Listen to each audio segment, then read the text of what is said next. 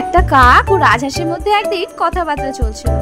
রাজহাঁসকে দেখে কাক দুঃখ করে বলল কি, তুমি কি সুন্দর দেখতে, তোমার গায়ের রং খুব সাদা, আমার গায়ের রং কালো, কি বিচ্ছিরি না দেখতে আমাকে।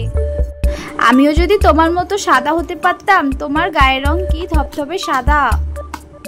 কাক ভেবেছিল যে রাজহাঁস জলে থেকে থেকে ওর গায়ের ময়লা সব ধুয়ে ধুয়ে সে ফর্সা হয়ে গেছে, তাই সে ধবধবে সাদা হয়ে গেছে। যেই না ভাবা ঠিক তেমনই কাজ, কাকটিও ছপ করে জলে নেমে গেল, আর জলে নেমে অনেকবার ডুব দিয়ে সে পাড়ে চলে এলো। কিন্তু দেহর দিকে তাকিয়ে দেখলো কাক যেমন আগে কালো ছিল তেমন এখনো কালো রয়ে গেছে।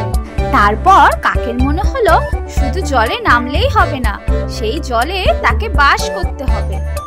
এই ভেবে সে দিন রাত জলেই থাকতে লাগলো। কাক যতদিন ডাঙায় ছিল এখানে ওখানে উড়ে গিয়ে কিছু না কিছু খাবার ঠিক জোগাড় করতেই পারতো, কিন্তু জলের মধ্যে তো কাকের খাবার পাওয়া যায় না। খিদে পাওয়ার সত্ত্বেও কাক জেদ করে ফর্সা হওয়ার আশায় ঠিক জলেই বসে থাকতো। এদিকে না খেয়ে দিয়ে সে দিন দিন রোগা হয়ে যেতে লাগলো আরো। রাজহাঁস ফর্সা হওয়ার বৃথা চেষ্টা তাকে না করতে বলল, কিন্তু কাক কার কথা শোনে, সে ফর্সা হওয়ার বৃথা চেষ্টায় সেখানেই বসে থাকতে লাগলো, জলেই থাকতে লাগলো। এমনি করে জলে থেকে কাক সাদা হওয়া তো দূরের কথা, না খেয়ে দিয়ে একদিন দুর্বল হয়ে মারাই পড়ে গেল। গল্পের শিক্ষা, এই গল্পটি আমাদের শেখায় নিজের সক্রিয়তা ও প্রকৃতি মেনে নেওয়া উচিত। অন্যের মতো হবার বৃথা চেষ্টা নয়, বরং নিজের গুণাবলী চেনা ও কাজে লাগানোই শ্রেয়। হিংসা বা অনুকরণ করে কখনো সুখ বা সাফল্য পাওয়া যায় না।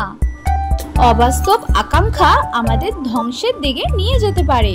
এই গল্পটি ছোটদের জন্য বিশেষভাবে উপযোগী, কারণ তারা চাইলে এর মধ্যে থেকে আত্মবিশ্বাস, আত্মসম্মান ও আত্মচিন্তার মূল্যবোধ তারা শিখতে পারে।